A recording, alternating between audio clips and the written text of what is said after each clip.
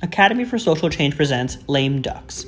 In the 18th century, businessmen in London suffering from financial problems were described as having to waddle out of the alley like a lame duck. Over time, the term started being used to describe anyone who was ineffectual. Starting in 20th century America, the term was used to describe ineffectual politicians. For instance, President Lincoln declared that a senator or representative out of business is a sort of lame duck. He has to be provided for. Lame duck elected officials are those who have lost a re-election bid or are not seeking re-election but have not yet finished their term.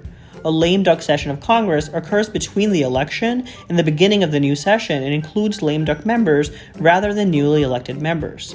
Lame duck sessions of Congress occur between the election in November and the inauguration of new Congress on January 3rd. Though Congress is not required to reconvene after the November election, it almost always does. It often used the lame duck session to consider important votes, approve the federal budget, or discuss fiscal policy. During this time, Congress members who have been voted out or who are retiring can still vote and participate in proceedings.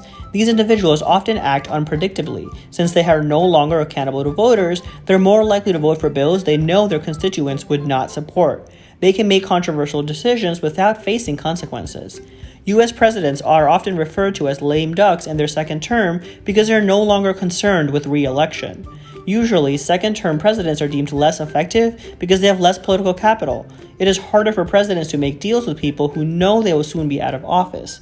However, they're far from powerless. Second-term presidents are typically concerned with their legacy and are more free to make decisions without worrying about consequences from voters. They can focus on less popular policies and often try to accomplish as much as possible before leaving. The 20th Amendment to the Constitution is nicknamed the Lame Duck Amendment because it shortened the period between the elections and when the new president and Congress take office. Before the amendment was passed, newly elected officials did not take office until March 4th to give them time to travel to Washington, D.C. By 1933, though, travel time was no longer an issue. This lame duck session allowed dozens of Congress members who had been voted out to stick around and vote on legislation for months. The 20th Amendment changed the beginning of the congressional session to January 3rd and the inauguration of the president to January 20th. Lame duck presidents have made a number of significant decisions, including ones that contradicted their earlier positions. For example, Ronald Reagan signed a nuclear arms reduction treaty with Soviet President Gorbachev towards the end of his presidency, even though he had opposed arms control earlier. They also may pursue controversial goals that could have diminished their re-election chances in their first terms. For example, in December 2014, Barack Obama announced that the U.S. would work to restore diplomatic relations with Cuba, which was an extremely controversial move.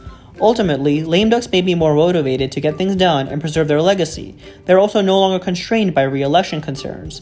However, they're also less accountable to constituents and may make controversial decisions opposed by most voters, meaning they may bring with them both positives and negatives. Now it's your time to think further. Do you think lame duck presidents are less effective than they were in their first term? Why or why not?